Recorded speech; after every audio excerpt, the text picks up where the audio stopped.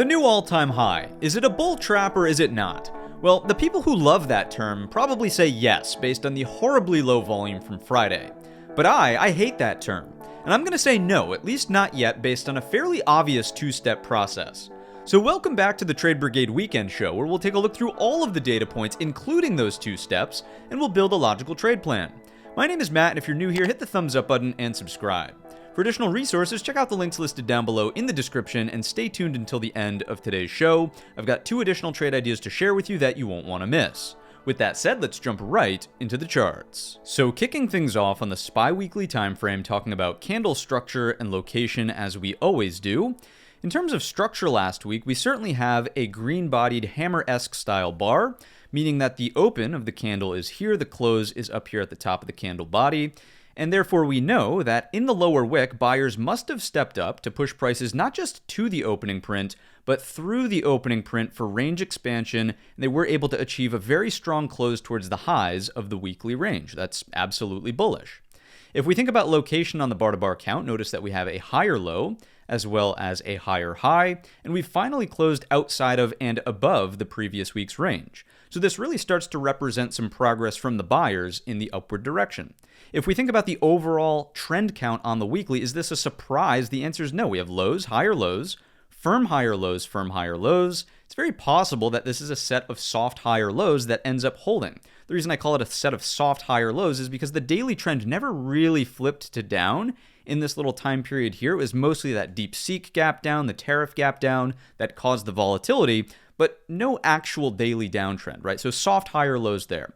Now, where did we close? Right back up at the equal highs. I wouldn't really call this a firm breakout attempt just yet, but what do we know is true in uptrends? Well, if we have lows, if we have higher lows, and we're coming into an equal high in short proximity of time, here's the first test, here is the second test, shorter proximity of time after this higher low, and we're in an overall weekly uptrend, the next logical thing for the weekly chart to try to do is seek some sort of higher high in the trend count to continue the weekly uptrend. So that's really what the name of the game is here as we move into the shortened holiday trading week upcoming. Is there anything bearish that would say like, whoa, take it easy? That's not a reasonable thesis to have here. Absolutely not. If we take a look at the Fibonacci's from this perspective, all of this consolidation has been taking place above the Fibonacci 38.2. That is a bull flag on the weekly. If we come in from here to here, this soft higher low that we've just acknowledged is above the Fibonacci 38.2. That's another bullish indication here on the higher time frame. What about our anchored VWAP spread? Notice that the lower wick of last week's bar, there we go, is using that cluster as support. That certainly strikes me as a bullish indication. The final thing to talk about here on the weekly is just that we have a very classic case of compression possibly leading to expansion. Remember, that's how markets move, where you could say that balance leads to excess, compression leads to excess. We know that the market's been in balance for a very long time now, a number of weeks. So what's a potential upside target that we could look for on a breakout here if the market decides to make a move up and over these equal highs? The very scientific, very precise way to do this is to look for a range double. That's sarcasm. It probably didn't go over well. You get the idea. Very precise. What about 630? Is that a possible upside target here as we're moving into blue sky territories? I certainly think the answer is yes. If the market's going to move from a phase of range compression to range expansion, 630 could be the target that we're looking for in the upward direction. There's not much to glean from the volume profile here, of course, as we're trading near all-time highs. We just know that breaking the high volume shelf, of course, should unlock the blue sky territory. Let's take a look at the daily time frame chart and see what else we can learn. Firstly, by evaluating this week's expected move. If you're not familiar with this study, it's this gray box right about here in between those two blue cyan, I should say, lines. Check out the video tutorial in the top right-hand corner if you don't know what that's all about. You can learn some more there. The upper bound is at 617.01, implying a brand new all-time high and a higher high in the trend count. And the lower bound is down here at 602.44, implying a higher low in the daily trend count. So to me, the expected move is undoubtedly bullish. Now, if we're thinking about what's possible from the trend count perspective, we certainly have lows. We have higher lows. This is a set of higher lows. That was the inflation gap down from Wednesday. And what we talked about on Wednesday during the midweek market update is that the base case was seeking some sort of equal high up here towards the previous all-time high. That's exactly what happened on Thursday and Friday. So as the base case evolves, if this is the last higher low in the trend count, and we finally made a move up here towards the equal high, two things can take place that maintain the base case. Number one is we break out and we set some sort of higher high. Fantastic, that's bullish, it speaks for itself. Blue sky territories, whole and half dollars, intraday levels that form, right? Very simple. Or the second outcome is that we set another higher low in the daily trend count. So the most obvious place I can see for that higher low would be right here at 606.75. We get a little bit of a pullback, we look for buyers to step up at that level, and then possibly a Brigade bolt back into blue sky territories. That's about as bullish as it gets off of 606.75 on a higher low pullback. The next place that this could take place, literally, is a deeper pullback that sets a higher low at the bottom of the 2-day balance range here over 603.25. And to me, that would be the line in the sand I use for the upcoming week's worth of trade. Notice also, it is the lower edge of the weekly expected move. So 603.25 can also produce something that looks like this, but you're just going to have to give a little bit more respect to the possibility of some struggle on the way back up towards the all-time high, right? If we were going to make that trend continuation move back in the upward direction. So why is it reasonable, perhaps, that a pullback might happen first instead of just seeking trend continuation in the upward direction? Well, if we just take a look at the Friday session bar, we certainly have an inverted hammer. A red body on it means that we closed underneath the opening print, but we closed right near the highs of the Thursday session, which really brings me to my next point about the two-step process for determining whether or not something is a bull trap. In this case, a bull trap needs two things. Number one, you need a potential breakout over a flat top area of highs. So let's ask ourselves the question, did we have a breakout through the flat set of highs? To me, the answer is no. Friday was really such a balanced session that was not even close to being considered a breakout. So that immediately negates this as a bull trap. We also talked about how a higher low could possibly keep the daily trend in the upward direction. Point number two, let's just imagine that we did get a firmer breakout of the all-time high. You need to see a failure back down underneath the breakout point. So you would need to see a move higher. The entire move would need to fail. That way you have trapped buyers as overhead supply, hence the name bull trap, right? And then you need to set the lower high underneath. So the two-step process requires a breakout, which we didn't get, and then it also requires a lower high underneath the breakout point, which is just not even close to on the table. Now, we could rewind this a little bit, and we could say, okay, is Thursday's session a bull trap? And even if we ask ourselves the questions there, the answer is no. Yes, we have a successful breakout, but do we have step two? Do we have a move back underneath the breakout point? Do we have a lower high underneath to trap these traders as overhead supply? And do we set the lower high to continue prices moving in the downward direction? Friday certainly does not suggest that. And once again, the ideal higher low on the daily time frame chart here at 606.75 would negate any of that from potentially taking place. So do I think that a bull trap is being set here? To me, the answer is no, not yet. If we were to get some sort of miraculous push to the upside that completely fails and looks like this, I'll change my tone when the time comes. But as of right now, it's just not even close. We haven't really seen a firm chance for, number one, a breakout, and then number two, the failure on the backside of that. And the easiest way to potentially look at this is just to say, okay, anybody who bought the move after the deep seek gap down probably executed somewhere in this white box. What about anybody who bought the move after the tariff news, right? Probably executed somewhere in this white box. Are we underneath the white box? Do we have a lower high underneath 599.65? Do we have trapped overhead supply in these two ranges? The answer is absolutely not. So in my view, everything here continues to stack up as saying, no, we do not have stronger sellers. No, this is not a bull trap because we have not yet successfully seen a firm breakout through the all-time high. And even if we did, we're not underneath the area that would trap all of those traders as overhead supply. We're still using the 50 SMA as support. Every single time that we've gapped down underneath it, it was very short-lived, and we know that we've gone on to potentially produce equal highs on the weekly time frame chart. If you really want to cut fine hairs with me, on the daily time frame chart, we're actually in an uptrend. Why would I say that? Because this was the last higher high, or it was the last high in the sequence. It was technically actually a lower high, right? We had highs, lower highs, lower highs.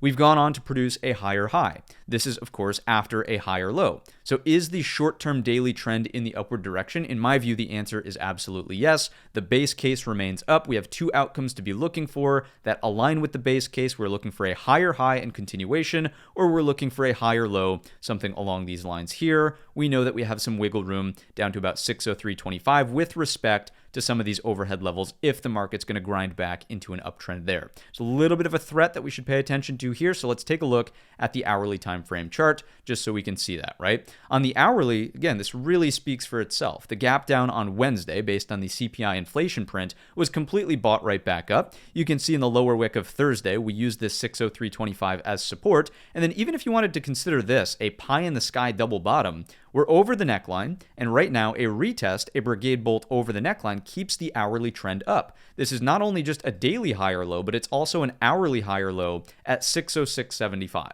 So in my view, you know where all my levels are. I would prefer to see straight up continuation, of course, to set a firm breakout of the all-time high. If we don't get that, that's A-okay. I'll be looking for some sort of long trade thesis that looks like this to continue aligning with the base case. If we were to get some sort of inverted head and shoulders, as I've potentially suggested right here, it would be great if we saw the Monday, Tuesday range highs and the Thursday midday pullback lows act as support at 605.25. But as we've made note on the daily time frame chart, the absolute line in the sand is the bottom end of that range in here at 603.25, lower edge of the weekly expected move. That's simply because it still preserves a daily higher low in the trend count, right? Is it possible that we flip into an hourly downtrend to get there? Is there something like maybe a high, a lower high here? It's at head and shoulders now all of a sudden. We get something along these lines, right? If we flip into an hourly downtrend, keep in mind that all that's doing is giving the possible opportunity for a firm daily higher low instead of having to deal with soft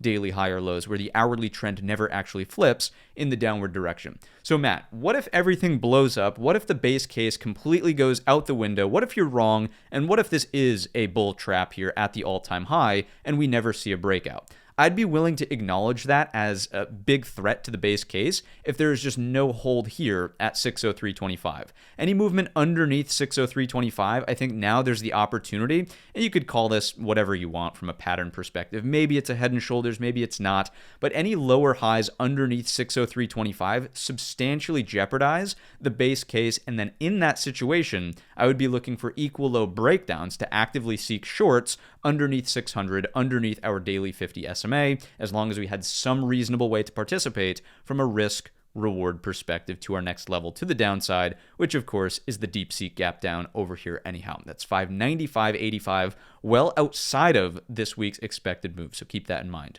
Let's quickly check in on the intraday anchored VWAP, see what else we can learn from this perspective. We're above the entire cluster. Notice that the cluster is providing super support around our key line in the sand at 603.25. That's beautiful. If we come in from the Wednesday CPI gap down low, it's also super support right here early on in the week at that magic level. 606.75 has never looked better. Looks awesome, right? If the double bottom, pie in the sky, sure. If the neckline's going to be retested, you've got a nice anchored VWAP there as well, giving you a little bit of added confidence. We could come in here with some Fibonacci's also. From the low of the move to the top of the move. Notice that the 38.2 is our line in the sand at that 603.25. That is beautiful confluence from that perspective. And if we come in from the low of this move up to the top of this move, again, like it's beautiful how this always works. I can't make this up. I'm not fudging the numbers. I wasn't, calling the shots on Friday for the market to set the high perfectly here. So the 38.2 is within striking distance of 606.75. So the 61.8, the absolute line in the sand when it comes to a Fibonacci perspective analysis, is at 603.25.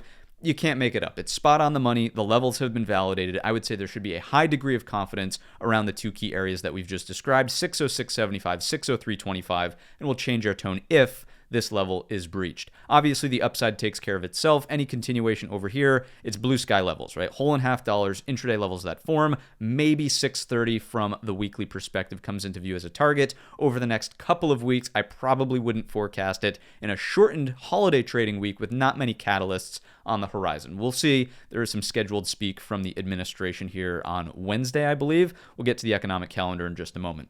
Here is the market internals for the S&P side of things, the NYSE. If you're not familiar with this dashboard, check out the video tutorial in the top right-hand corner. Generally speaking, because Thursday was the session where all the fireworks went off, we need to double check, did we see confirmation at the exchange level on Thursday's session? Take a look at the volume flows. That speaks for itself. Absolutely. Take a look at the advanced decline line near trend higher zone, definitely closing right on the cusp of it on the day's session. It's not like it pittered out into the zero line by the 4 p.m. bell. The index score was nice and strong into the close there. And if you take a look at the the cumulative build on the tick, very, very firm. So do we have new money buyers actively participating in the breakout on the Thursday session? To me, the answer is absolutely. So is this a bull trap? Well, these buyers at the exchange level are going to be in for a rude awakening if so, but as of right now, the internals validate the move higher. They don't necessarily negate the move higher. Let's consider Friday, because Friday was very balanced. And again, it wouldn't be unreasonable for some sort of pullback, as we've made note on the daily time frame chart. There was really just a balanced day. There was no trend higher. There was no trend lower. It was not an attempted breakout. There we go. Brain's moving too fast. We've got very neutral volume flows. Do we have a big divergent outflow from the market as the market's going sideways? Should we be concerned? Oh my goodness, like this is divergent? No.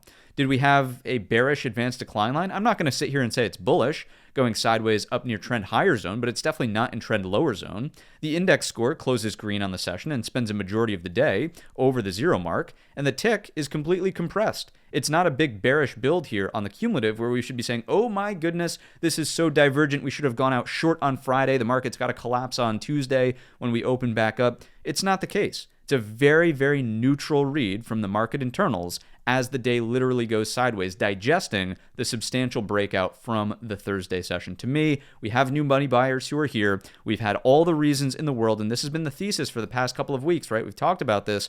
There's reason to be skeptical and somewhat cautious inside of this box, right? But the market had every reason to move lower. Chinese AI is going to wipe out NVIDIA, and it's no longer going to be the one stock to rule them all. Tariffs, oh my goodness, the trade war is going to cause inflation to go through the roof. The market can't possibly withstand that.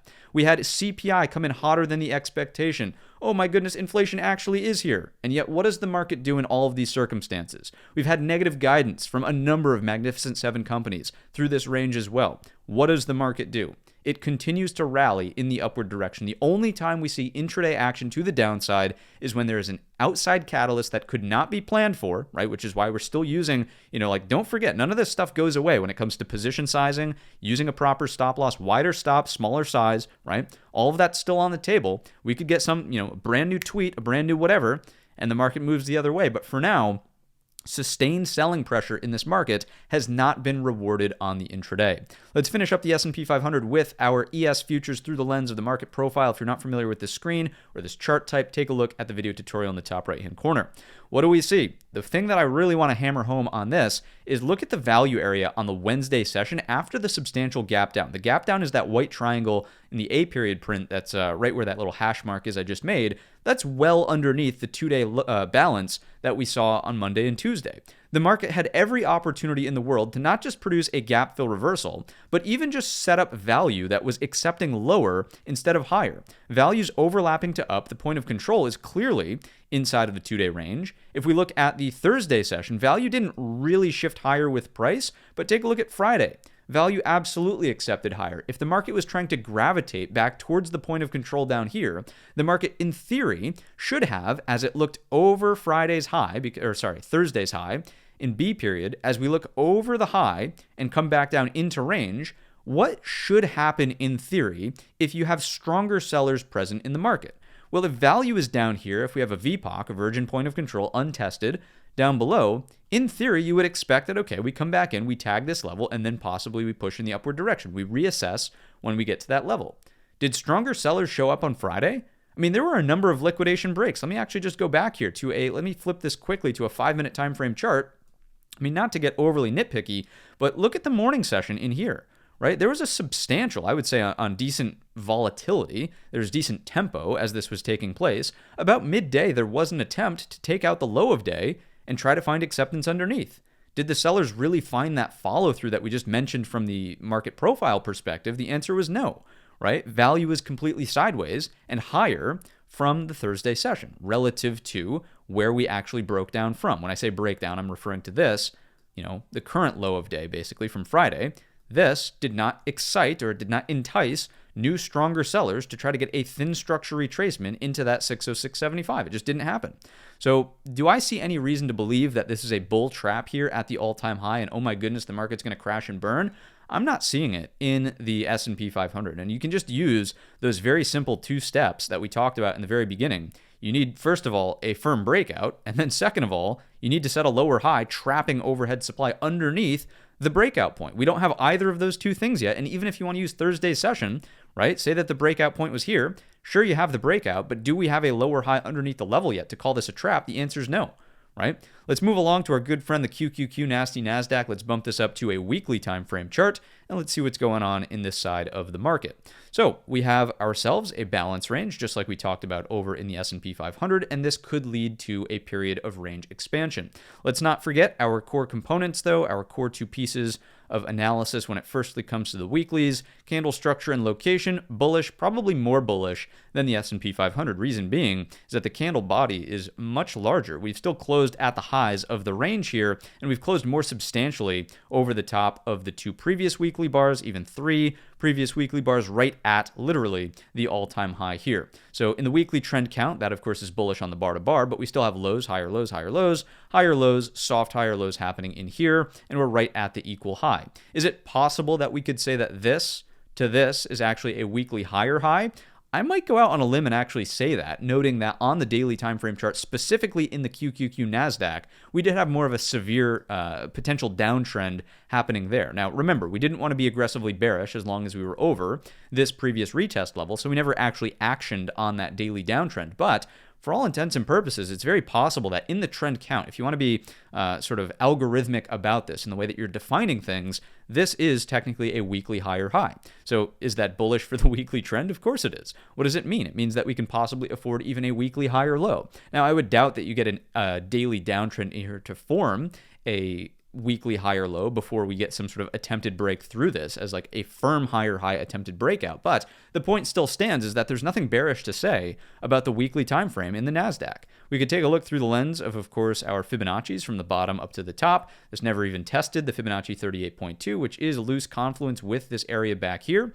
If we come in from here up to here, this higher low has been set over the 61.8. Even this set of lows has been set over the 61.8, which once again extend off to the left. Great confluence with the previous pivot high over there. Anything bearish to say about this? The answer is no.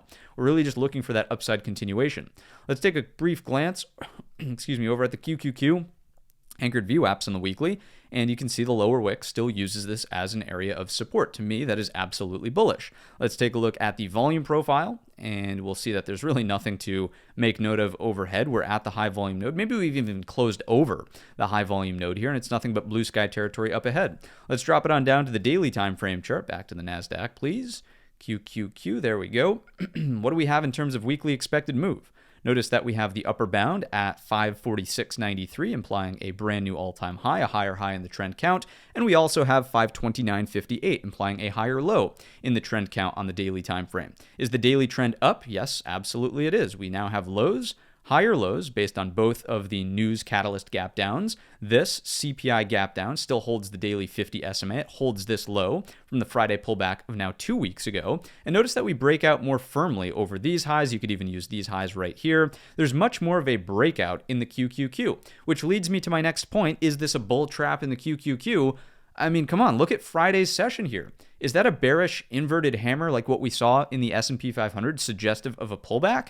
The answer is no. We actually had a little bit more of a trend, hardly, intraday on the QQQ, where the market moved higher into the close there and closed higher instead of inside of Thursday's range. So even if you wanted to consider the two-step process for a bull trap here in the QQQ, yes, you have a breakout. Are you even close to getting a retracement lower high underneath the breakout point? The answer is no. Do we have a breakout of this level? Is it fair to say that it's an all-time high bull trap on the QQQ NASDAQ side? No, because we don't have step one. We don't have a break of the level. Now, if we look above the level, fail below the level, what's the name of the game? On the QQQ daily, because we just pointed out that we're in much more of a firm uptrend here, I would say that there's the potential for a higher low anywhere over 530.25. As long as we're above this level, I mean, I don't know about you, but this is just a very classic, higher low pullback in the semblance, or amidst, I should say, a daily trend that is clearly trying to suggest that buyers are in control. Where would I be concerned if we fail at 530.25? If there's a retracement under this level and we start setting equal lows at 522, I would start to change my tone on a breakdown below 522. Because at that point, yeah, the trend has firmly reversed on the daily. This is going to stem from, again, the first failure at 530.25. Is that even a suggestion based on Friday's close? The answer is no. There's a number of places that we could find a higher low first, right? Higher low could happen here, right? Higher low just couldn't even be It might not even be a thought process if there's continuation on the breakout into blue sky territories. So really not seeing the argument here for a stronger sell side move on the QQQ. Now again, let's sort of take the bullish stance that we've had and let's be a little bit more realistic here. On the flip side of this coin, right, is it ever a logical decision from a risk reward perspective to get involved square on the highest high of the trend count? Do you want to be chasing this right here at the all-time high resistance? Unless there's an obvious, and you have to know your time frame, you have to know that you're able to respect your stop loss on like a 5-minute chart, a 2-minute chart, whatever. Quick draw McGraw, that's fine. We're not talking about that on the daily time frame trend, right? From a daily perspective, is the risk reward good here? The answer is no, because the daily trend is not in jeopardy of changing until there's actually a failure underneath that 530.25. So in theory, if you were to buy this at this level right here, the only logical place to potentially put a stop loss is underneath the breakout point at 530.25, because we know that this keeps the trend up, this keeps the trend up, or just continuation keeps the trend up. So that automatically means that your risk on a potential new money long right here at the all-time high is this box. Now, if you're a swing trader and you think that you can easily capture 2 times that on the upside, then by all means, do your thing. That's not a problem. But as someone who's maybe being a little bit more active intraday, is this where you want to take a new long position on the hopes of picking up $1 or $2 in the upward direction on Tuesday or Wednesday? Unless it's a no-brainer risk reward on the 2 or 5 minute chart, buying the highest high doesn't really set you up for good risk reward. So I would prefer to participate in trade setups pathing that looks like this. I would prefer to take a trade along these lines in here where we can execute on this white dot or this white dot, or heck, even this white dot into the future. I would love to get involved near that higher low, but it's very possible that the trend just continues in the upward direction on a breach of the all-time high, because as we've seen, there's really no semblance of stronger sellers participating in this market. If we take a look at the hourly time frame chart, it's very, very clean. It's very, very symmetrical, right? What about this as a bull flag and this as the measured move? It's perfect. Right? It really is perfect. So the next step here is to, again, assess that, okay, do we want to be new money buyers right here at the tippity top of the move? Probably not. I would tend to think that, if you get something that looks like this, fine. But in the grand scheme of things, I would prefer to take the longs off of 533.25. I would prefer to say, okay, it's a bit of a stronger move. Can we get something that looks like this? And once again, aligns completely with the daily pathing that we just offered. Higher low over 530.25, higher low over 533.25. Concerns will emerge, as we've made note already, if there is firstly a failure underneath 530.25, lower high gets set here, then we're probably looking at equal lows becoming the concern to the base case on the daily time frame underneath 522. All of the analysis adds up, even here on the hourly time frame chart. There's really not a whole lot of nuance to dive into. The only thing that we might say in terms of, trying to get a grasp on whether or not we have stronger buyers or sellers is just take a look at the structure from the Thursday session, right? Notice that we open, it's a very small gap up, but we push over the Monday, Tuesday high. We come into resistance, the market pulls back. So that's the first chance that sellers have to say, like, okay, let's slow it down here a little bit, right? They slow it down, but where do we find support? Back over the 2-day highs. And then what happens? We go on to produce a higher high on that same day. So stronger sellers should have achieved some sort of like look above and fail. That's sort of like your classic bull trap, right? On Thursday. It just didn't happen. And there's no semblance of stronger sellers here on Friday as well. So don't get me wrong, a pullback can take place, but is a pullback going to ruin the base case we've described thus far? The answer is absolutely not. Let's check in on those intraday anchored VWAPs. Notice that the cluster is a little bit lower on the QQQ. That's really because we had much more of like equal lows happening here. But for the most part, as time goes on, I would say that this is going to be the primary watch early on in the week, this top anchored VWAP at 533.25. And later in the week, if time allows for it, if price allows for it, these should, in theory, creep towards, right, slowly in the upward direction. We'll see if they will provide super support over time with 530.25. Not quite as clean as the S&P 500, admittedly, here on the NASDAQ. Let's come in with those Fibonacci's from the bottom up to the top. And what do we see? 38.2 is probably giving the most confidence, closer to that 533.25. The 61.8 is almost in no man's land. It's too late at that point. I would need to see the structural hold of 530.25. I'm not too interested in the Fibonacci 61.8 there. What if we come in from the bottom up to the most recent high? From this perspective, not really indicative of a precise hold of that 530.25 or adding confidence to this level. It's slightly underneath. Maybe that gives us a little bit of breathing room for an overshoot that turns into like a higher low double bottom or something of the sorts, but not really all that useful here on the fibs there. I would say that the 530.25 absolutely supersedes in terms of importance the Fibonacci. Let's move on over to the NASDAQ market internals. Let's see what's going on from this perspective. Does Thursday's internals read validate the breakout? Absolutely, absolutely, absolutely. Are there any major red flags with Friday? No, not really. This is certainly in the upward direction. This is over the zero line. It's not strong. I would make the same concessions as we did in the S&P.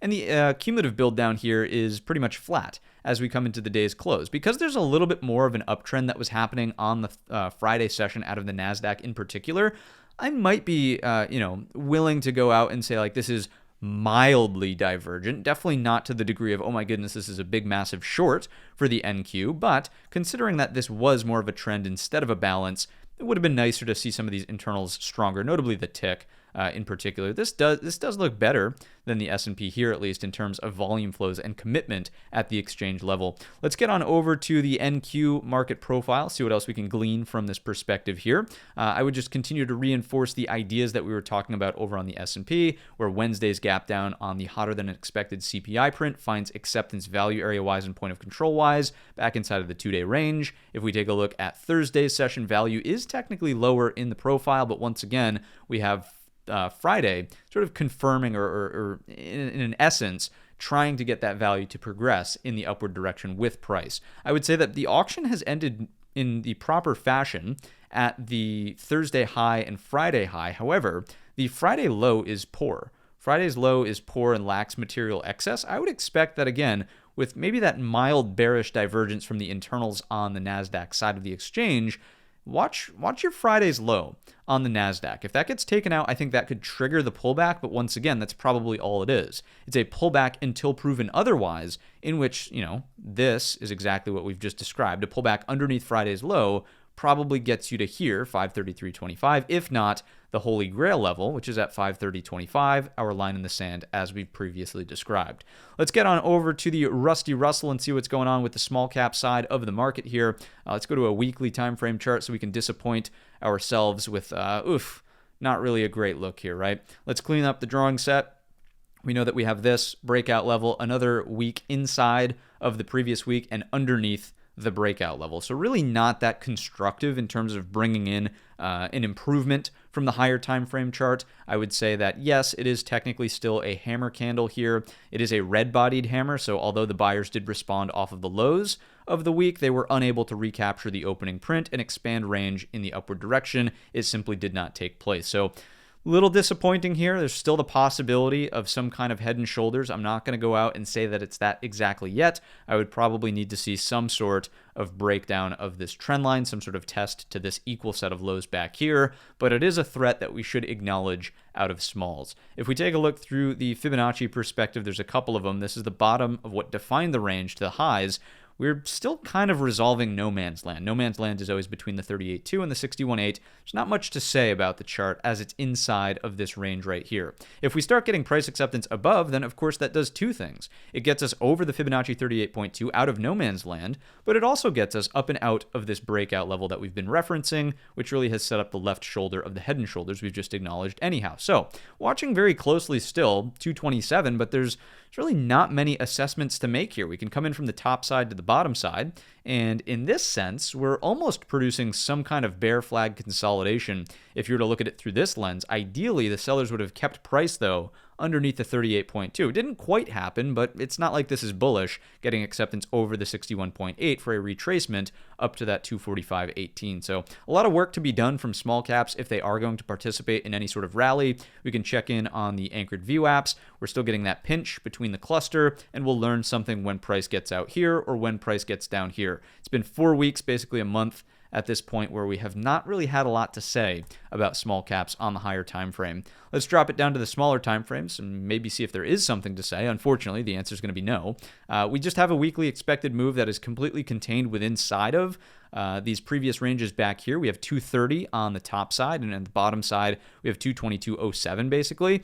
There's not much to say about it. In all sense, we're just in the midpoint of this range. The only constructive thing that you might be able to say is that the new balance range, right? It had a number of opportunities for the sellers to accept prices underneath, and it just didn't happen. You had the gap down here, could have yielded a lower high. That simply didn't happen. You had the gap down here on the much more sensitive side of the market, the small caps that is, relative to the inflation report on Wednesday. No lower high underneath. So closing back inside of the balance range, maybe, I don't want to make a massive stretch here, but maybe is a slightly more bullish indication. I would just need to see price acceptance where? Over the weekly key at 227, and then some sort of breakout of the new balance range over 230. That's what the buyers need to have happen here if we're going to continue to maintain some sort of like bullish base case for the small caps. As of right now, the base case is very neutral. Like there's no high hopes or no aspirations of outperformance from small caps as long as we're underneath 230 at this point, but even more importantly, just 227. Another rejection there at the 50 SMA on Friday's session. So let's drop it to the hourly chart, and see what's happening from this point of view. Notice that we have ourselves a gap up on Friday, right? That failed. It moved back down into the Thursday range. And this is sort of divergent in terms of the idea of whether or not we have stronger buyers or sellers, right? Compared to the S&P and the NASDAQ. In all of those markets, all of those meaning the S&P and the NASDAQ, only two, we've seen continuation to the upside. We have seen gap downs get bought up like never before. And in this case, the gap up is being sold off into, and we're actually underneath that weekly key level again. So is it fair to say that small caps are like this huge driving force for the broad market overall? And oh my goodness, we have this excellent tailwind coming from smalls? The answer is just no. It's really neutral until proven otherwise, and maybe even a bearish edge emerges here if we want to think back to the weekly and say, oh no, it's just a failed breakout, right? We'll come in with the intraday anchored view apps, just take a look, and we're just tangled up in the cluster. So, I mean, there's really nothing more to say other than neutral. With that, we'll move along, and we'll see what's happening at the exchange level. It's not an exchange, it's just the basket of the Russell stocks. What about Thursday's move to the upside, which was really contained to the afternoon rally here out of small caps? I mean, there was a push out of volume. You can see the move back higher in the advanced decline line. And yes, the cumulative build does pick up, but what's the thing to read into here, right? It's as the market's fading off on Friday, which was technically a gap up, right? Ideally, what would have buyers done? Gap fill reversal, gap and go. Look at the cumulative tick. That would just tell you that, even with the gap up, nobody was excited to do anything on the buy side in the Russell. It was like, hey, let's take this gap up and treat it as a gift. Let's unload all of the longs we have and get the heck out of this thing. That's what this would suggest to me. Volume flows as well would sort of mirror that, just going completely sideways. On the gap up, there's no inflow. Nobody's excited about that gap up to buy things in the Russell exchange. So pretty ugly there when it comes to the indications. And again, I think that it's neutral to bearish for the broad market as a whole. Let's take a look, and that's definitely divergent to what we were talking about in the S&P 500, something to keep in mind. If we take a look at the market profile out of the Russell, what you'll notice here is that the value area on the Wednesday session, the CPI gap down day, does not get overlapping to up on the 2-day balance here. On Thursday, it tries to get higher, but notice what happens on Friday. Even with the gap up, the value area is overlapping and the point of control is inside of the Thursday range. So really not a strong display of strength at all on that Friday gap up, as we've made note from the internals anyhow. And we also have an incredibly poor low at the bottom. So is it reasonable to expect that small cap should pull back here and maybe see a move to the downside to break back down again from the new balance range? To me, it's a very reasonable and logical outcome to expect and prepare for. So what does that mean for the S&P? Maybe don't be as bullish at the highest high of the trend count. You shouldn't be buying that from a risk-reward perspective at the highest high if small caps aren't really participating. That's one way to view it if you're using that as an intermarket relationship. Let's come into here and take a look at the weekly performance of the S&P sectors. What do we see out of these? Who's leading, who's losing, and where is the weight, of course? We have the XLK, the heaviest weight risk on sector, leads the pack this week as we charge back up here towards all-time highs. Is that bearish? I mean, let's think about this. Is that bearish? The answer is absolutely not. It's the heaviest weight risk on sector. Of course not. The SMH, semiconductors, also towards the top end of the list. That is a component, of course, of the technology sector. So Looks good to me. Communications followed up 1.63%, another risk-on style sector. It's not quite in the top 4 heaviest weight, but it is a medium weight sector. It's not the lightest weight. Underneath, we have defensive staples up 1.32%, and then materials, the lightest weight sector of them all. So this is defensive, and it's sneaking up there towards the top of the list. You also see that the XLU has outperformed the S&P itself. Actually, my apologies, it's actually the same amount. You get 94 basis points out of each on the week. So is there any big risk off sort of rotation taking place? To me, the answer is no. At the bottom end of the barrel, it's healthcare. That's defensive anyhow. Industrials, financials are red here. And the XLY is worth calling out because it is a heavier weight risk on component. It's a laggard. It's not red, though. It's up 23 basis points, which wasn't enough to make the cut towards the top end of the list. So sector posture-wise, no red flags are being thrown right now. If we take a look at the XLK, couple of notable things here happening. First and foremost, we have held a higher low from here to here, and you'll also notice that we have closed the remainder of the DeepSeek gap down, and we've actually closed on Friday over the DeepSeek origination, if you will, the high of that gap. So what does that tell us? Well, if we had stronger sellers, it probably should have been gap fill reversal, right? It should have been like, hey, let's not break out at all on Thursday. Let's stay underneath this level and chop around in the midpoint of the range. So to me, this is a bullish improvement out of the XLK, the heaviest weight risk on sector for the market, and that would align more so with the bullish base case we have in the S&P 500. So where do we change our tone on this one? I would probably be more concerned if the market were to turn around, the XLK were to turn around, and get price acceptance underneath the daily 50 SMA, the blue moving average here. That's roughly at 235. If this breakout level fails to produce a higher low, this is ideal for continuation. If this takes place, then fine. Maybe we have a bull trap, and from here to here, we would have to acknowledge the lower high. That is a reasonable threat, but it hasn't happened yet, and there's nothing about Friday's session that is overly indicative of a reversal incoming.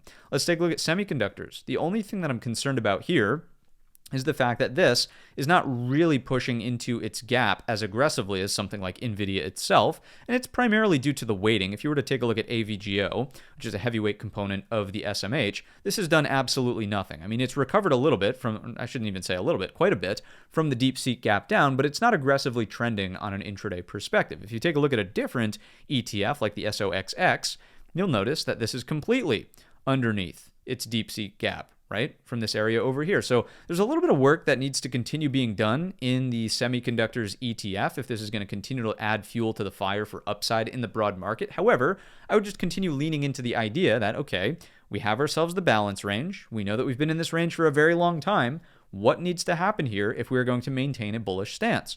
We want to either remain in the range, that's kind of like neutral to bullish, or we want to break out of the range and firmly produce higher lows for once and for all over 256. We don't want a bull trap. We don't want a bull trap. We don't want a bull trap. We don't want a bull trap. So show me the love over 256, and we'll be more convinced and more confident in the S&P 500 continuing into blue sky territories. If this just completely fizzles out and moves back down to 237, and the S&P 500 is trying to make a run for blue sky territories, then something else needs to be driving that force, and the only thing I can think of would be massive outperformance from the XLF, which we didn't see last week. So is it reasonable that the XLF could cool off and we need that baton, that rotation to be passed back into the semiconductors? I think the answer is absolutely. So we're watching SMH to see if we can get that move over 256. These are top priorities in the next, number of weeks. If the S&P is truly going to go for a brand new blue sky breakout, we need to see these improvements across the heavyweight components. Let's move along to the XLC. Looks fantastic. Anything bearish to say about this? Absolutely not. Higher low Brigade bolts here, higher low Brigade bolts here. Great. Nothing bearish to say. Concerns would only increase on a move back down underneath this for a failure of a weekly higher low, right? The daily could even do this, and I would be okay with searching for a weekly higher low over the 50 SMA. 99.15 would be the level, right? If we get underneath that level, yeah, concerns would emerge, definitely. Let's move along. Excuse me. Let's move along. Apologies. For the XLP, consumer staples, it would have to be this. Upside pressure is upside pressure. This is D for defensive. It's lightweight. Are there any issues? Is this suggesting outperformance? No, it's not even close to its all-time high. I would say that the XLK is poised much more closely to being a contributing factor to push the S&P up and out of its balance range on the daily. Moving along to materials, a very lightweight sector. retest of the breakout point in here, Brigade Bolt over 89.65.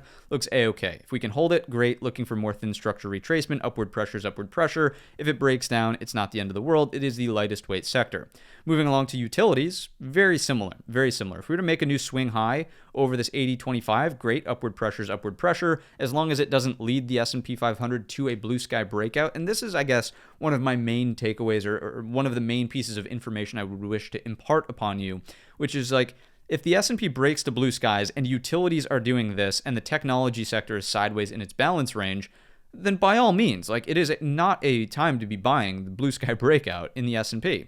But if utilities are like small upward pressure, and here's the XLK in range, and the XLK does this, and the S&P 500 is breaking out of range, that's a breakout that you want to participate in, right? So that relationship continues to be sort of top of mind through the sectors. It's why we spent so much time saying, hey, like, these two things are must watches over the next couple of weeks. Maybe speeding it up here a little bit through the back half of the sectors. What do we see out of the XLE? Nothing to say. Midpoint of the range. Really lackluster chart there. What do we have out of discretionary?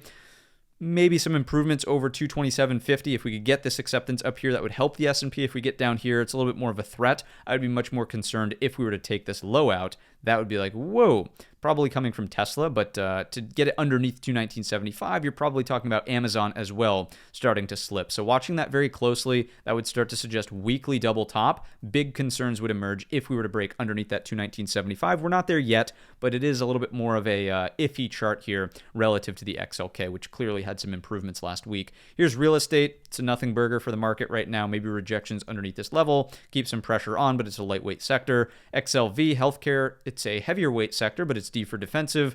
Continuing to monitor for this idea here. We would need to be over 147.50 to add fuel to the fire in a potential breakout for the S&P 500. Concerns would emerge for downward pressure if there is a loss of this level down here. Excuse me, that's at 140.80. Not there yet. XLI, industrial is about 8% of the S&P 500. Another lackluster chart.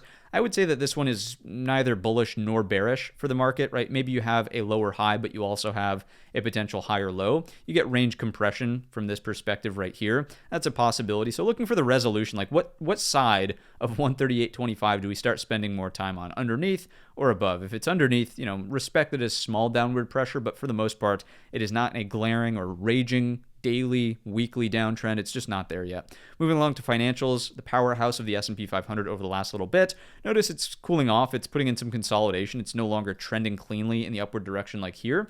So that's fine, right? There needs to be these rotations that take place in the market. It's just a matter of like not giving back 100% of the gain. So if this can hold as a bull flag up here, any continued Brigade bolts into blue sky territories over time above 52.25 look fantastic. If we were to get a break underneath 50.70, I would really expect this level right here to come into play as a huge determining factor for whether or not we have a bullish, continued outlook on financials or not. That's 49.60. There's nothing really about the end of week that suggests that's imminently in play. You do have a little bit of a bearish inverted hammer on Friday, but still in the consolidation zone. So not a threat as of right now. TLT, just to talk a little bit about bonds here, and we'll talk more about interest rates as the show goes on, of course, but the two key levels held, almost in a weird twist of fate, right? As if the market did not care about the hot inflation print. Beautiful hold of the shoulders, right? Of the inverted head and shoulders. That's this idea here. And we're actually back over the neckline. So not only do we have a hold of the shoulder, but there's the opportunity now for another higher low over the neckline that's at 88.60 in the TLT to then get some sort of rotation in the upward direction. Now, do I wish in hindsight that I had sold some more TLT puts on the gap down from Wednesday? Yeah. Did I? No, I didn't. I was thinking, hey, CPI came in hot. Maybe PPI follows it up hot as well. It was hot, but the market gapped up there in terms of TLT, of course. So I was ready to maybe start looking for it on Thursday. Just didn't happen. So for anybody who's been keeping tabs at home, because we've been a little bit more vocal about this TLT swing trade, it is not back on. There was no opportunity to do it. The IV was wiped out as soon as we opened on the gap up on Thursday morning. So with that, we will take a look maybe at the XHB to continue looking at housing, right, and what's happening over here. This has continued to be a little bit of a thorn in the side for the market. Notice the H pattern that stands for breakdown, right? This is not good. Some people say H, hell for shorts. To me, it's just a classic lower high. So in any sense, if we were to break underneath these lows, I don't know how it would not be bearish, right? So looking to see if we can get follow through to the downside. That would be a headwind for the market. The most bullish thing that could really happen here is that you flip the script and it turns to a double bottom over time. To see that take place, you would likely need to see a precipitous drop in interest rates, which at this point, based on the way inflation came in, I don't think is a very likely outcome. A couple of other, maybe not sectors, but just interesting instruments to be looking at. The XBI is somewhat indicative of risk appetite, right? The biotech sector. Notice that this is still consolidating underneath its overhead consolidation. It's building out a new stair step in the downward direction. It's a small headwind and probably has more to do with small caps than anything else, but something to be thinking about. And then the XRT as well, we could take a look at, because the retail numbers on Friday, my goodness, were they abysmal. We are still technically over the breakout level, though, at 78.62. So if this can consolidate and generally speaking produce a monthly Brigade bolt, a weekly Brigade bolt, I would say it's still bullish for the consumer overall, and it's not the end of the world. So getting close, though. 78.62, 78, you guys know the rules. Round numbers only up here in the penthouse. Let's go to 50. On that, 78.50. If we could stay above that, it would be more optimistic for the market in general. So we'll see. That's the XRT. Let's jump into some ratios. If you're not familiar with the ratio grid, you can check out the video tutorial in the top right-hand corner. What I want to point out here is just the improvement from the XLK, but the 50 SMA is still flat and sideways. So not really suggestive of like a huge risk-on sentiment out there right now for the market, which makes sense considering the XLK is in that balance range. But noting what we talked about on the structural chart, does it have the opportunity to outperform here if we see a breakout through the highs after not rejecting for a gap fill reversal? I think the answer is yes. This is iffy. Still looks bullish here. Non-issue. I like the rollover. I'd like to continue seeing the rollover. I'd like to continue seeing the rollover here as well. Would really like to see communications continue outperforming. That is more of a risk-on sector as well. So a mixed bag of data points. I would say that it doesn't really side one way or another just yet. But if you take a look at this grid over here, you'll actually notice upward sloping 50 SMA now and above. This is XLK SHY, and you can just read the labels, right? Tech versus utilities, still an upward sloping 50 SMA. It needs to get above it, but at least we're not aggressively trying to produce lower highs underneath it anymore, right? I would say if we were going to produce a lower high, it should have been lower relative to this high back here, coming from the lowest low. Now we have lows, highs, and a higher high. So the attempt for a new short-term uptrend would be bullish and risk on. We'll just put a check mark back here. This one's not out of the woods, and this is apples to apples. This is the XLY XLP, consumer staples versus discretionary. So that's sort of signaling, not quite there yet. And semiconductors, 50 SMA a little bit more so flat than anything else. The main one that I really wanted to pull up, and what we've added to this screen over the last little bit, is just ARK relative to the S&P 500. This is Cathie Wood's Innovation Fund, which had all of the major losers of 2022, right? When everything pulled back, when it was like, okay, the Fed's lifting off and free money is going away, Cathie Woods took a beating on that. And, she knows that, and the whole marketplace knows it. Everybody made fun of her for it, and that's, whatever. That's a different conversation. But, look at what the fund is doing now relative to the S&P 500 on Thursday and Friday. How is that not a risk-on breakout, right? There's a couple of big names here. Comes to mind is Microsoft being a laggard, Meta being a little bit of a laggard, Amazon, it's a little bit crooked after earnings here. So there's some laggards in the Magnificent Seven, but a number of smaller risk-on style companies in the technology sector are really pulling their weight, and you can just see that relative to this level down here. And even if you don't want to use the ratio itself, this is ARK ratioed to the S&P. Look at ARK in isolation. We'll just quickly pop this in here. If I could spell, that would be fantastic, or if I knew where the keys were. It's almost a mirror image of the ratio chart, right? So notice the break. It's not just that the S&P is down, forcing the ratio of ARK to the S&P higher. No, there's a valid breakout taking place here. Look at the gap up on Friday. This is absolutely not a bull trap here on ARK, right? What would we need for this to be a bull trap on ARK? You would need the move to set a lower high underneath 63, which we just don't have here. So I'm not saying go out and buy ARK with both hands, but when it comes to determining, does the market have more of an appetite for risk, this is absolutely one of those sentiment gauge pieces that would suggest, yes, the market does have an appetite for risk right now. Let's take a look at the dollar, breaking down a little bit here on the hotter than expected inflation print. So one way to potentially view this was, did the market over tighten here in anticipation of all the tariffs and the retaliatory stuff and inflation getting out of control, and now it's backing off now that it knows the reality of sort of what's taking place? That's one way to view this. If you take a look at the interest rates, of course, you can see a number of things. There's two competing time frames that I think should be discussed here. So short-term traders, yes, let's rejoice. We have a rejection still of the shoulders, and we're also back down underneath the neckline as of Friday's close, right? You can see that in here, underneath 4.5 on the 10-year. However, if we take a look at the weekly time frame chart, if you're a weekly, you could say a note trader, the ZN, or, if you're generally tracking this on a weekly perspective, has anything dramatically changed that says that this is a failed breakout on the TNX of the weekly trend line? The answer is no. We still have lows. This has maintained itself as a higher low. We have highs. We have higher highs. It's possible still that this is just a higher low after the break of the resistance trend line, and it's still possible that we move up here towards the 5%. Now, I don't think that's going to happen based on what's happening here on the daily time frame chart, but depending on your time frame and depending on what you take cues from, I would say that there's like a competition here on interest rates, whether or not the market believes they're going to go higher again or lower. Personally, I'm a little bit more on the side of saying lower after a way hotter than expected inflation print on Wednesday. I mean, to see interest rates back off the way that they have, I think the market thinks that inflation truly is done, and maybe we just find this higher neutral rate. And again, I'm not calling for like rates to go back down to 0 on the 10-year. I'm not calling for 2%, not even calling for 3%. But I'm just saying it doesn't seem as though the market's ready to make a move into 5% plus, even if we just got the report we just got on Wednesday. So speaking of all of this, we could take a look quickly at gold as we're on the topic of currencies, so to speak.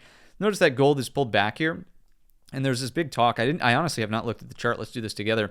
Some people are talking about a silver flight to safety here. So silver's breakout didn't really stick on that Friday session. Big retracement back to the downside. So just going back to gold for a second, doesn't seem to me that this is, you can frame it this way, right? The outperformance appears to be over. This isn't a short signal for gold, but it certainly would seem as though if this pulls back off of known resistance, right, in terms of the relationship, what does that mean? Maybe gold pulls back and that's fine, but it probably means to me that the S&P could be poised for a breakout here, right? To move this line in the downward direction, two things need to take place. Either gold moves lower and this goes sideways, or gold goes sideways and this moves higher. And you can obviously, increase these things depending on how aggressive you want to be. You could say that gold moves higher, but the S&P goes substantially higher, right? And that would cause this to move in the downward direction as well. There's a number of ways to do it, but it, in the end, really spells, if this truly is going to back off, probably more bullish for equities down below. Something to consider there. Let's get into the inverted ZT, the 2-year. Has it broken out? Nope, we're not getting that rate hike in 2025, but we can take a look at the Fed tracker tool and see what's going on from this perspective relative to the probabilities. 96% probability as of right now for a sustained pause in the March timeframe, which really shouldn't strike anybody as being a shocker. The main thing that we want to continue to keep tabs on is which of these months right here does the market price in the rate cut. On the hot inflation print from Wednesday, it was all the way out to the October timeframe. As you can see right now, it's currently sitting at the September timeframe. And if that continues to shift, it will just continue to echo sentiments of how the market is feeling about the expectations of the Fed. I would think that with the hot inflation print, to see this already creeping back in the upward direction, I would maintain my stance that the TNX probably, this is the shorter term outlook, probably doesn't go over that 5% mark. Just wouldn't make sense based on the way that the market is digesting the data that we've received. Here's a quick reminder that the market is, of course, closed on Monday, February 17th for President's Day, so keep that in mind. There will be nothing to do. Don't show up to the market expecting to trade. You can see it's marked as a bank holiday here. A lot of Fed speak here as well. Looks like the president is scheduled to speak as well on Tuesday. We made note of that earlier on, so maybe a little bit of volatility there, but nothing that we can really prepare for until it's actually happening. Meeting minutes shouldn't really be much of a shock. The Fed and Jerome Powell in his testimony over the last couple of days, it was really Tuesday, Wednesday last week, was pretty clear in terms of his expectations for the market. Unemployment claims is always a watch on Thursday. Pretty quiet pretty quiet week on the economic front. There's really not much that we should be concerned with outside of maybe some remarks from President Trump. In terms of earnings insights, one thing I wanted to call out for today's session is just, again, maybe dialing back some of the bullish narrative. I think that the technicals absolutely point to buyers being in control, but we know that guidance going forward has been really, really muted from a lot of these technology companies in particular, and this is finally being reflected in the data, right? If you look at the calendar year 25 growth expectations, we're seeing a downtick, and it's not just tech. You can see across every single sector, there's a downtick from expectations December 31st to what we currently have as of the Friday session. Every single sector has seen a fall in terms of the percentage growth that the market is expecting from that sector. So just calling that out, that it is showing up in the data. If we scroll down a little bit further and take a look at the actual EPS, though, in the bottom up here, a little bit of a curl, trying to find a little bit of a bottom, but this hit is fairly substantial. This is basically done as of right now in terms of helping influence the S&P in the upward direction. That would, of course, be your calendar year 2024.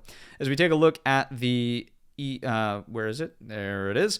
The EPS for the quarterlies, right? The market set these expectations, and this to me is one of the tricky ways where the fundamentals can be somewhat deceiving, right? Because it's all about expectations. The market has really low expectations of Q1 for 25. And can you just imagine, like, here's something to consider, right? What if interest rates fall off a cliff, right? Without even intervention from Jerome Powell? What if, based on the hot CPI report, what if things do fall down aggressively here and we see a Q1 25 massively beat the expectations that were set because everybody's sort of disappointed about that right now, right?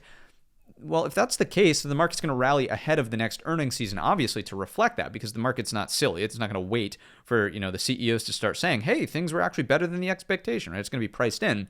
But it's one way to say, like, okay, as the market has gone sideways over the last month and a half or so, trying to come to terms with this number, if in theory things continue to progress in a more bullish way for the market as a whole, is it possible that we come out of this with a stronger hook to the upside? I mean, that's one way to perceive the fundamentals as being aligned with the technicals. This expectation has been set, and that is representative of the balance range we've been stuck in for the last month and a half or so. If things get better than the expectations, that aligns with a breakout in the upward direction from the balance range. So just a way to think about the technicals here, marrying into the fundamentals in case that, you should never lean just into the fundamentals, because that'll lead you astray every single time, basically. In terms of earnings this week, any big names? Baidu might be interesting to see if they have anything to say about Chinese AI. Arista should be interesting. Oxy, we all know that Warren Buffett had a decent position over there. We'll see what's going on with that. And it's also just involved in energy, of course. What else is interesting here? Carvana has been on a tear recently. CVNA is the ticker on that one. What else? Maybe Fiverr, if they have an interesting anecdotes from the report, could be interesting just to see how the gig economy is doing and how smaller, what would it just be? Smaller businesses perhaps who run business through Fiverr. Wingstop's interesting just because that was also on a tear for quite some while. That sort of like quick convenience that is slightly better than Mickey D's. That sort of falls into the category of Chipotle as well. And the next one is Kava to, of course, be talking about. Where else do we have big big names here? Apologies. Alibaba, again, Chinese AI, the Quen model. Any commentary on that? We will look out for Walmart. Unity maybe gets an honorable mention. Block. What else in here? Shake Shack falls into the same category of these guys. I would say that there will be a sympathy move on that. That's really it. That's where I would say the honorable mentions are. Maybe something here on Rivian as well, but that's what we've got on the earnings calendar. Let's jump back on over to the platform. Let's finish up today's episode of the Weekly Watch List. Hopefully you've had yourself a great long weekend thus far, depending on when you're watching this episode. We have the TLT ratio to the S&P not really signaling a flight to safety here, although it did technically start to produce a higher low. We'll keep an eye on it if it wants to take out this and suggest a trend reversal. We're not there yet. We're keeping an eye, but it is not a risk-off signal just yet. Let's move along to bonds relative to themselves. Really surprised that these rolled over as aggressively as they did into the end of week, considering everything we got from the inflation front this week. Sort of strikes me as, again, another supporting piece of evidence that suggests I wouldn't really expect the 10-year to break out over 5% given what's happening here, with regard to Fed intervention possibly pushing rates higher. Let's take a look at credit spreads moving sideways, moving lower over here. not really an issue, not really a flight to safety taking place or risk off sentiment. Let's take a look at the HYG in isolation. We had an equal low, maybe divergent from this higher low, but did we get the breakout? The answer is absolutely. Did we get the breakout? The answer is absolutely relative to this and relative to this over here. Let's quickly check in on the LQD, which we skipped last week. What do we have over here? We actually had a negative divergence, but that did not play out too well because we're back up at the equal high and we did have that successful break in the S&P 500. So all set there, nothing that is majorly, a red flag of any sorts. If we look at Bitcoin, we are still showing a bearish sailor to shift ratio here. However, if we take a look at the consolidation, there's really been no threat to the bottom end of the balance range for a more substantial breakdown. Let's take a look at breadth. This is an interesting one that we can read into a little bit, just noting the differences between what we have here and what we had over here, that deeper pullback into the end of the year, the fall season of 2023, right? Generally, this set lower highs and continued, set lower highs and continued. Notice that now we're actually trying to set maybe a higher low back over the 50% mark. We've already made a higher high on the 200 SMA. That's the green moving average slope. This is trying to set a higher low over the 0 mark. This is new highs versus lows. And all we need is sort of a break to this. Not that you would classically apply technical analysis. That's not the point to the new highs versus lows chart. The point is to just say that this is emerging as being very different from what we had over here. This breadth contraction is not what we're dealing with currently. So is that a bullish or bearish thing for the market? Probably leans more into the bullish side of the market. And an easy way to summarize this is just taking a look at the RSP. Notice that it has not broken down underneath 178, regardless of the gap downs that have gotten us there now 2 times in a row.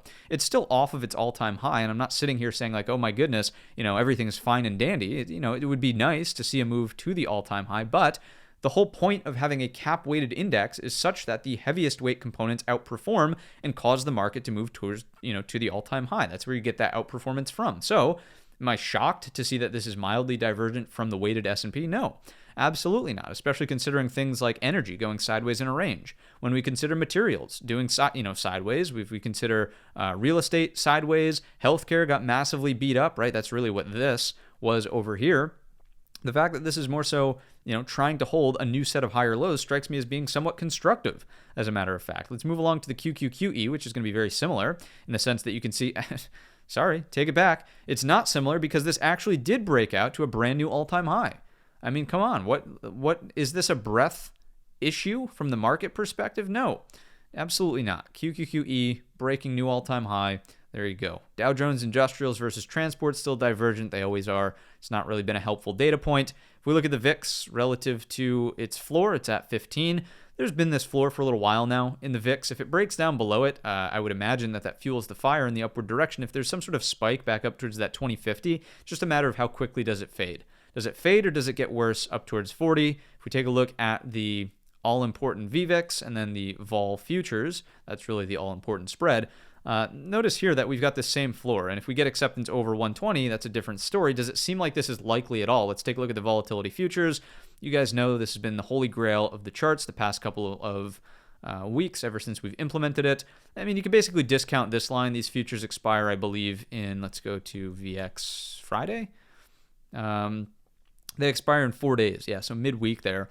Not really looking at if we just go back to this, ignore the white line, but notice this, higher, higher, higher. I mean, great contango across the entire spread. And you could even just look at it from this perspective. Just take a look at the last column, right? 1610, 1720, 1784, 1830, let's call it, 1856.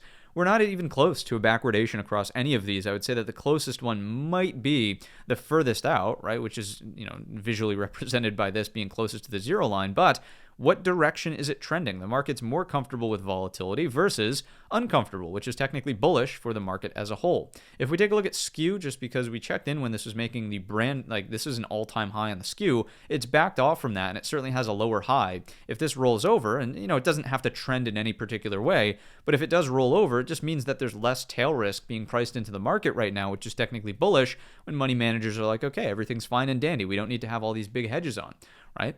So that's one way to think of the skew there. Let's move back on over to our charts. Let's wrap this video up. This one's felt a little bit weird. If I'm just being forthcoming towards the end of the recording, I know only the true Trade Brigade folks have stuck around this far. This one's felt a little odd. I felt a little bit scatterbrained in the very beginning of the video. Maybe too much coffee this morning or something, but Anyways, we've dialed it back down. The energy is a little bit lower, I'm sure you can tell, as we move into the back half of the video. So I appreciate you guys sticking with me as always, and I do hope you've enjoyed your long weekend so far. Anyways, NVIDIA kicks off the core list of companies. Earnings are not this week. They're actually another week pushed out. So we'll keep a tab. We'll keep, tabs on that, I should say. And we're just watching for the gap to close. That's really the name of the game here. We've had a near picture perfect extrapolation of the way that this move has unfolded. So if anyone wants like a masterclass in, where do you get involved in a potential reversal of a trade? Like, Lance B from Trillium and SMB always talks about the right side of the V, but like, what does that look like in a real world situation? Just like, this is it. This is it. You get this big gap down. You don't buy it here, right? Obviously, in hindsight, we can see that the expected value was the highest when you were down here buying this on the lows, but you don't have any sort of confirmation there. In a different world, this, probably stops traders out and continues to the downside. That's fine. But the place where this actually becomes interesting, right, is where you start to suggest look below and fail, when you get acceptance back in the range after sellers made a lower low but were unable to follow through on that.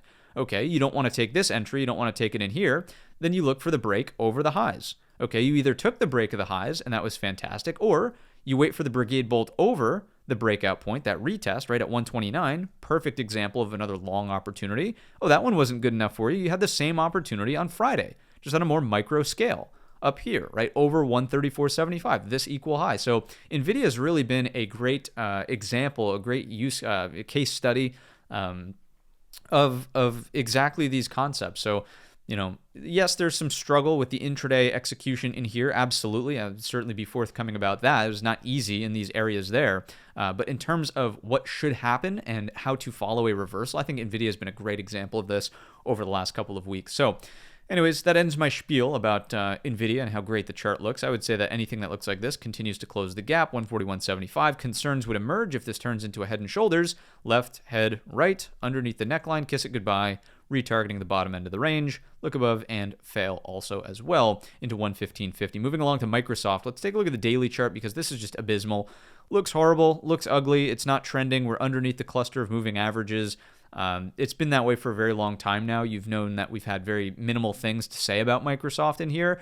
The intraday activity has been very, very bad as well in terms of offering setups in these daily sessions. So be my guest if you want to try shorts underneath 410.50 into 403.25, but I really think this is a name to just track as a gauge for like, okay, what's it doing for the S&P? What's it doing for the NASDAQ? But active trades here have not been lucrative by any stretch of the imagination. Look at this. Look at this action in here. If you're trading it successfully, kudos to you. Don't let me stop you from doing what you're doing. But if you're getting paper cuts in Microsoft and you're like, wow, this actually resonates, then just step away from it. There's no need to continue cutting yourself on the paper there if it's just, not acting right. So what do we have out of Apple? Some better improvements here back over the weekly key, which is that breakout level we just looked at. I mean, daily double bottom, if you want to get insane and talk about this for continuation of the all-time high, that's fine. But generally, moving out of this balance range has been very successful, right? You've had a number of catalysts behind this. The Alibaba integration with their AI into the China phones. You had Tim Cook announcing on X a new product launch, perhaps. So we'll see what all these things are and, be prepared for maybe a massive disappointment from Apple. But from a technical perspective, things look pretty good. Pretty good improvements here. Let's take it on down to the hourly time frame chart. It's been nothing but thin structure, straight vertical out of Apple. So keep in mind, what goes straight up can oftentimes come straight down, just like what goes straight down can sometimes go straight up. So in general, I would love to see some structure start building out at these key levels, and I'll just be very open-minded for like participating in these trades that we've outlined here so far. I would primarily want to see it all happening over 237.25, so keep that in mind out of your AAPL chart. Let's move along to Amazon and see what's going on with Nancy over here. You've got the balance range, you've got the overhead range. I'm a little disappointed with the lack of reaction on the inside bars to potentially get acceptance here and give the breakout to the upside. So, it doesn't matter how I feel about the chart. It's just like, okay, what do we do next? There are sustained holds off the daily 50. And if we do go back to the hourly for a moment, right, we've been sort of pounding the table in the pre-market preps on X, right? Hey, like, don't short this thing on a breakdown of the balance range directly into the 50. And this is exactly why, because shorts will not be rewarded off of that 50 until there's a clear hold underneath, probably something more like 225.25. So Not interested in short side on Amazon. I would be more interested in like, can this produce, look below and fail? Can you show me the clean higher low over 228.75 for the rotation here? That's a possibility. Something up here also gets interesting. So Amazon's a patience play until those levels resolve more clearly. Google is another patience play, and this probably sounds annoying. Like, okay, what is there to trade then? Right? I get it, but you got to be selective. Like if you're truly looking for A+ setups, not everything is an A+ setup all the time, especially if you're only looking at 7 names over and over and over again, right? So I don't think Microsoft's in a great spot right now. I think Apple's okay. I think Amazon, I think Google, not really that interested. I mean, yes, it's towards the bottom end of the range. Yes, it's possible that like this makes an attempt for the gap overhead. But until we actually have a setup start to emerge down here, I'm not in love with the chart. If we take a look at the hourly, it's almost like nothing changed on that last view. Acceptance here might be a good first step, and like maybe we start to talk about, hey, inverted head and shoulders, but the gap is really what I'm interested in overhead. Like let this do whatever it's going to do. I think it's much easier to manage your risk around well-defined entry points and exit points, targets. If we can get involved, like 192.50 and 202.75, that's it. I mean, in here, be my guest, do whatever you want to do. Maybe it builds something on the daily chart and we'll reevaluate once that structure is in place. But the current structure leaves a lot to be desired out of Google, out of Microsoft. Let's take a look at this downside. I mean, if this does this, it's the same thing. You're just being patient for these gaps out of Google. This is the Willow gap. That's their quantum computing chip, right? Let's move along to Metaverse. Metaverse record, an absolute record. I don't even know how many days in the upward direction, but it speaks for itself. I've been a believer and I've been pounding the table for like, hey, it looks tired up here, but the new announcement on Friday, which was that they're substantially investing in AI humanoid robots. So we'll see if that doesn't become dystopian. If we can get this acceptance over 726.25, I mean, it's not a short. Let me be very clear about that. I can say that the chart's tired up here all we want. Doesn't make it a short. We're in a very clear uptrend. We've broken out big time from this level. It'd be nice if like at some point in the future there's a massive retest of this that we can then re-enter on the long side from, but it just doesn't seem like it's going to happen. So I'm not trying to get in front of the freight train. I'm not trying to short this, but does it continue to leave a little bit to be desired on the long side? I think so. If you're to look at this from the hourly perspective, let's zoom in a little here. I mean, it was just a grind. The intraday action had sucked, basically, in all of these instances. Yes, the chart has moved higher over time, and swing traders can rejoice, but intraday action has been awful. On Friday, unless you were involved on that breakout via the news catalyst, it's been a really tough trader. So the only thing I would watch for going forward here is if we do get a retest higher low, Brigade bolt, if you will, on the intraday over 726.25, maybe risk reward. That box is, probably a little wider than it needs to be. But if we get risk reward like that to the upside, 2-to-1, 3-to-1, maybe that's a trade. But other than that, I'd be very, very cautious here of Meta. Next up, Tesla. I'm still on the short side of Tesla in terms of my thought process. I am still acknowledging that we have a daily downtrend via lower highs, lows, lower lows, big time lower lows over here, looking to set the next lower high. Primarily, I would want to see it underneath 377. I'll change my tone out of Tesla if we were to do something like this into the future. Maybe we get pie in the sky, inverted head and shoulders. So keep it simple, 377. The level was spot on the Thursday session. Beautiful pullback off of 358.50. And we even faded from that on the Friday session as well. So if this is going to go left, let's try that again. Left, head, right? Where's your neckline? Underneath that probably kicks off the continuation of the daily trend in the downward direction via some sort of lower high. That would be my primary thesis here out of Tesla. If you want the neckline level I would use, it's at 349 flat. 349 flat, you guys know the deal. Round numbers only up here in the penthouse. There it is. Let's jump on over to JP Morgan, see what's going on with financials, considering that we had quite a conversation about them. Just cooling off a little bit. Well, JP Morgan's cooling off as well. And if you listen to the leaked footage, the leaked Zoom call reaction from Jamie Dimon, that guy means business. He does not want anything to do with Zoom calls. And apparently his chart doesn't either, because it looks like it's going to come in here a little bit.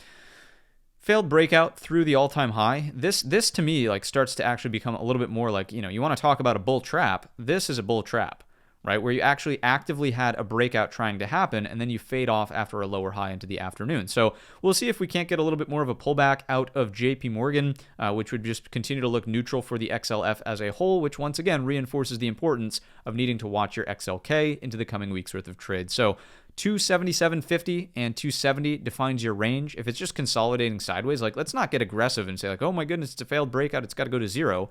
It's a bull flag until proven otherwise, but in the interim, it's probably not helping the case for a long in the S&P 500 unless the baton has been passed. Here's Netflix, another, if you want to study two charts, study NVIDIA on the reversal after the DeepSeek gap down, and then study Netflix in terms of just, look at that, and then look at this, and then if we take it to an hourly time frame chart, I mean, come on.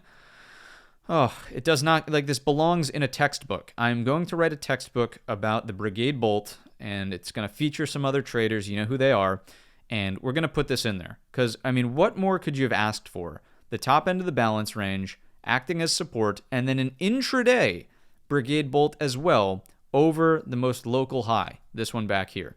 Just a great example of both of these things, two different time scales, aligning with the technicals, aligning with the previous case of what happened since, the last 6 earnings cycles.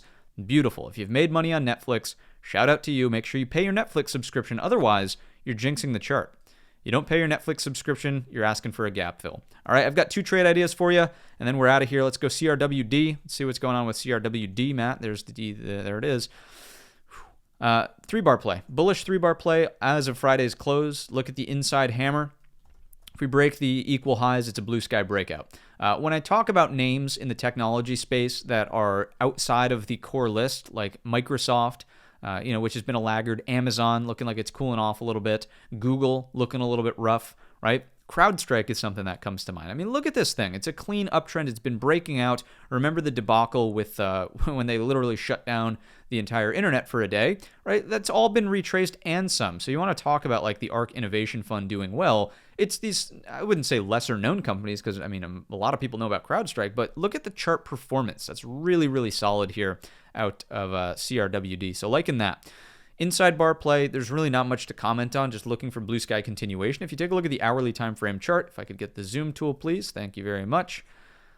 Here is a bull flag at the tippity top of the move. It's very straightforward. Looking for continuation. A little bit less interested under 488.25 until it comes in for the retest here, right? And that's just your Brigade Bolt on a higher time frame, something that looks like this, looking for longs at 431. CrowdStrike looks good.